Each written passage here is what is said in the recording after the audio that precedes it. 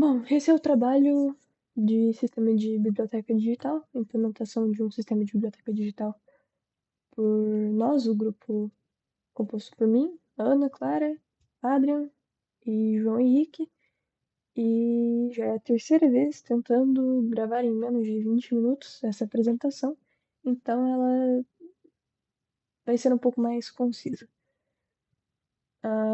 Então, começando já com o código para não demorar muito, nós dividimos assim o nosso projeto com Source, com Include e com CMake para ficar um pouco mais fácil na hora, não ter que ficar compilando todos eles separadamente, não deixar tudo em um arquivo só. Não,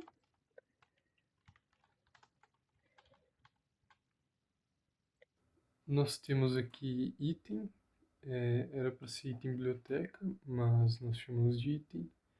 Uma convenção que a gente adotou foi usar o prefixo m na frente, só para ficar mais fácil na hora de identificar os atributos de cada classe e o que é usado como parâmetro. Nós temos esse método virtual exibirinfo, ele é um virtual puro, já que não consta no diagrama que era para ser um virtual puro e ou se a classe deveria ou não ser abstrata. Mas assim foi que a gente julgou ser melhor, porque ela não vai ser instanciada. E esse método exibirinfo vai ser necessário que seja implementado por todas as outras classes derivadas, que são livro, DVD e revista. Temos também um destrutor virtual, mesmo sendo o padrão que é oferecido pela linguagem. E, além disso, a gente incluiu o método getTítulo, que já estava previsto no diagrama original. Passando para o arquivo item.cpp, a implementação é bem simples, contendo só o retorno do título. E já na classe livro, nós inserimos os atributos específicos dela. O construtor aqui ele foi feito usando só uma lista de inicialização. Temos também os métodos getAutor e getPáginas, juntamente com o override do método exibirinfo. Retornando um pouco a classe item, o diagrama ele não exigia que os atributos fossem protected, só que durante o desenvolvimento nós percebemos que isso era necessário. E até poderiam ter outras abordagens, mas isso foi o que nos pareceu a solução mais prática. No arquivo livro.cpp, nós escrevemos o código dos métodos, incluindo o exibirinfo, para que saísse exatamente a saída que o trabalho pedia. E um detalhe que no exibirinfo de todas as classes filhas, a gente precisava mostrar as informações vindas da classe pai, como o título e o ano. E se esses atributos ficassem como private, nós teríamos que usar os métodos getters para acessar. Mas esses métodos não constavam no diagrama, então quando optamos pelo protected, isso simplificou bastante para a gente.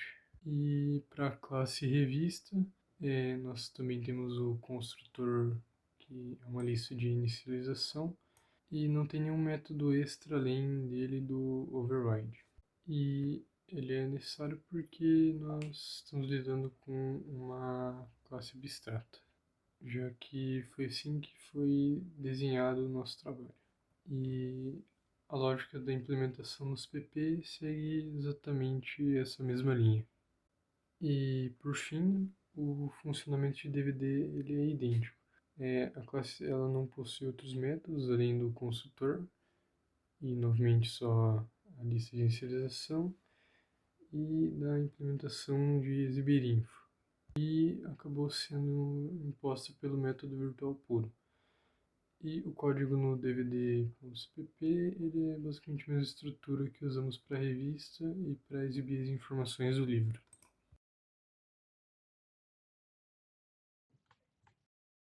Seguindo, temos uma biblioteca de itens.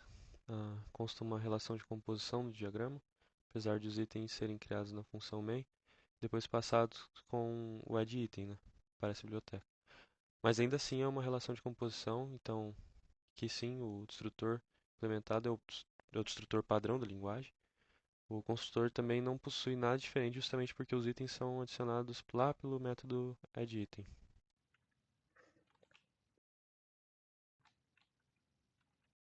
Bom, o CPP dele tem pushback, então toda vez que for adicionar um item ele faz um pushback no vetor, usa o método pushback, né? Listar acervo itera sobre os itens do nosso vetor, que é o acervo, e a cada item ele exibe as informações, e no final ele vai imprimir o tamanho desse vetor. Daí o destrutor, como foi mencionado, por ser uma composição, a biblioteca fica responsável pela liberação da memória.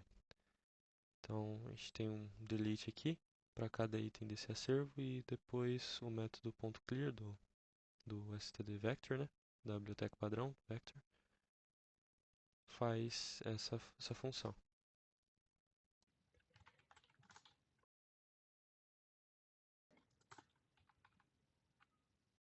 Bom, seguindo para usuário.h, nós declaramos que existe uma classe chamada empréstimo, porque ela será usada aqui nesse vetor. Mas para não precisar incluir um .h desse empréstimo, nós declaramos que existe essa classe aqui mesmo. Temos o construtor novamente como uma lista de inicialização.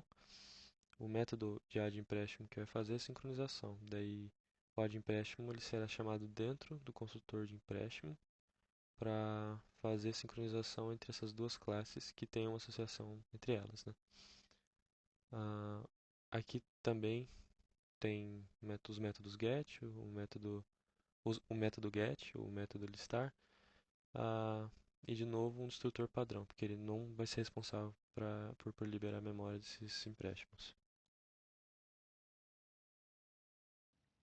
Então, agora aqui no CPP, temos o método listar empréstimos, que itera sobre todos os empréstimos do usuário, exibindo cada um deles. O método addEmpréstimo, que faz um pushback no vetor de empréstimos do usuário, mesmo esquema dos outros vetores, da mesma forma como os outros vetores funcionam. Os métodos get. Bom, agora vamos para a classe de empréstimo de fato. A gente definiu que existe o item, que existe o usuário, para não ter que incluir o .h do item. E, bom, existe uma relação, assim, um pouco cíclica, um pouco circular, entre usuário e empréstimo. Então, a gente só definiu que essas classes existem no .h. Sobre a relação de associação, a gente viu que o usuário tem um vetor de ponteiros para empréstimo, e o empréstimo tem um ponteiro para o usuário. Então, é assim que funciona essa relação entre eles. Deixa eu ver. O construtor já não vai ser uma lista de inicialização simples, né? Isso vai ser mostrado mais pra frente no .cpp. A gente tem o calcular multa, que dá a entender que a multa é calculada de forma diferente, talvez. Então, cada empréstimo tem um cálculo para multa. Pode ser que tenha um cálculo para multa, né? Novamente, aqui é o setor padrão também. Indo para o CPP, nós temos a lista de inicialização aqui no empréstimo, com a sincronização que foi mencionada. Nessa linha, usuário de empréstimo.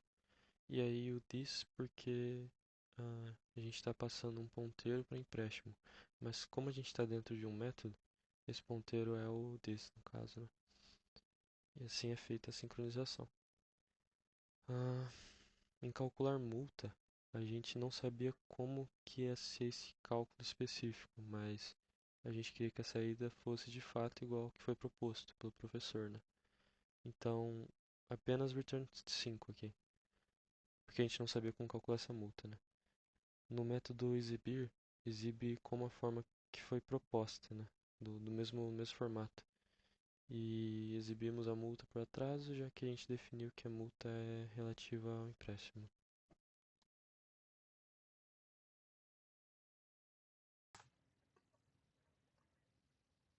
fizemos apenas um vetor com os itens para ficar talvez mais conciso, não ter que criar uma variável, chamar o new e depois passar pro pushback, e aí criar outro new, passar pro pushback.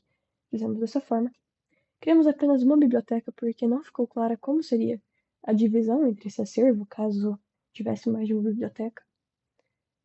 Por isso que os itens, os usuários, os empréstimos foram criados com vetores, mas biblioteca não. Nós iteramos sobre biblioteca, adicionando os itens desse vetor. Listamos os itens dessa biblioteca. Criamos um vetor de usuários, apenas, bom, caso tivesse mais de um usuário, né, mas no que foi proposto tinha apenas o João Silva, com esse ID em específico. Iteramos sobre cada um, mostrando que o usuário fulano foi cadastrado. Temos uma lista de empréstimos que usa... Bom, aqui foi um pouco complicado, porque nós só sabíamos qual posição seria qual desse vetor de acervo e desse vetor de usuários, porque nós podemos ver como nós cadastramos eles. Não sei como seria em um sistema de biblioteca de verdade, talvez, mas foi a única forma que nós encontramos de fazer isso.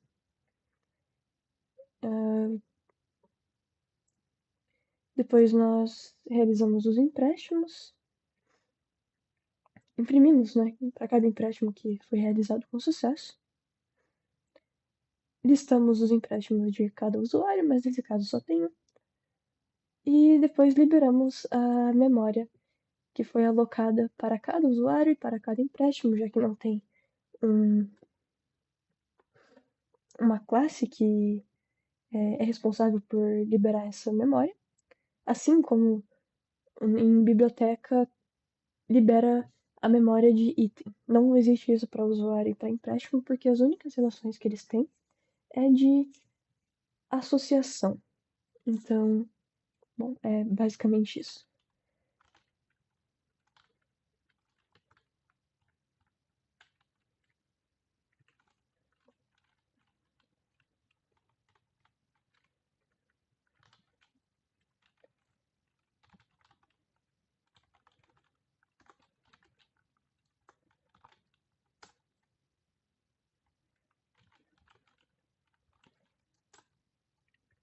Aqui existe uma outra ressalva, porque, bom, empréstimo, Dom Casmurro, e como dá pra ver aqui, não era pra ser Dom Casmurro, era pra ser Senhor dos Anéis, mas o Senhor dos Anéis não foi cadastrado. Então, bom, ou nós teríamos que teríamos mais um item adicionado aqui, teríamos mais um item listado, um total de itens diferente, só para poder exibir o Senhor dos Anéis. Então nós preferimos mudar aqui só o Senhor dos Anéis e manter todo o resto igual à saída esperada. Esse foi o trabalho.